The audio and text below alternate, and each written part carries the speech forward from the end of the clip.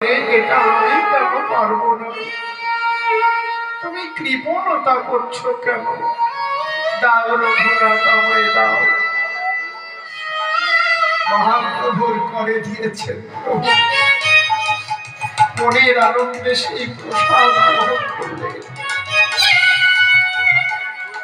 সত্যি রঘুনাথ তুমি ধন্য, সত্যি তোমার প্রেম, তোমার ভক্তি ধন্য।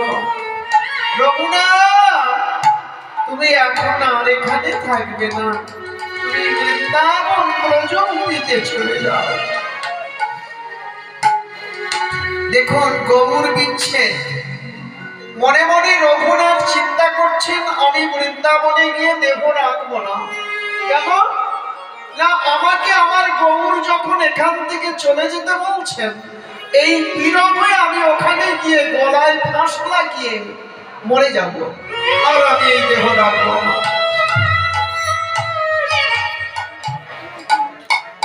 এমতো সময় রূপ সনাতনকে মহাপ্রভু সংকেত দিলেন, রূপ সনাতনে গিয়ে রঘুনাথকে বাঁচালেন।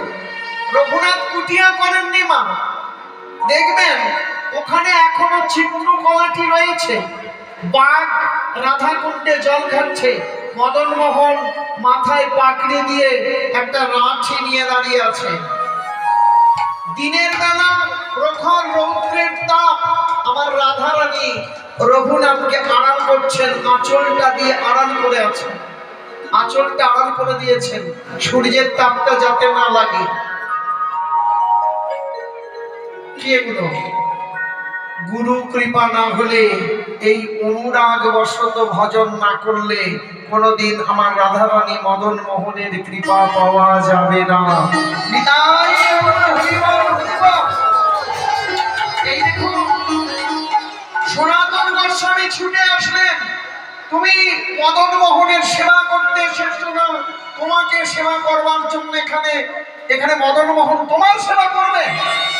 একটা কুঠিয়া নির্মাণ করো। তখন থেকে বাবাজিদের একটা করে কুঠিয়া হলো। এই হচ্ছে অনুরাগ বাবা। অনুরাগ যখন হৃদয়ে জমবে, তখন যার জন্য বৈষ্ণব কবি বললেন নব অনুরাগ।